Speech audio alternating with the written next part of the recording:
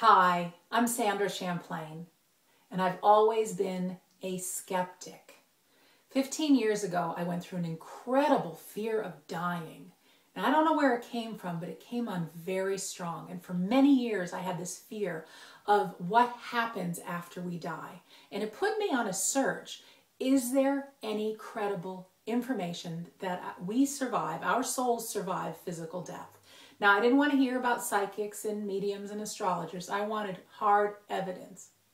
And one day, many years later, I found it. I discovered something that is so real that will leave you and left me totally in awe that we don't die. We go on. I didn't just find one thing. I found a whole world. Scientists, physicists, doctors, even people within the U.S. government with information. And I decided to share this information with people. But you know what happened? I didn't get very far because my own fear of not wanting people to think of me as crazy. I didn't want to be put in the field of one of those psychics. You know, I'm Sandra. I'm not one of those people. So I stayed quiet. However, 2 years ago, my dad was diagnosed with cancer. And I spent the last 5 months of his life by his side. And after my dad died, our family broke apart. A once loving family that everybody got together separated with lots of fights and lots of angers. And I had to ask, what happens in the grieving process that causes this?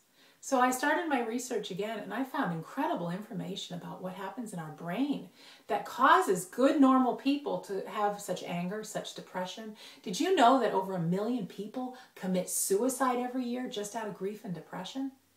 Well, I decided it's time for me to come forward and finally talk about this. So I've written a book. It's called We Don't Die, A Skeptic's Discovery of Life After Death.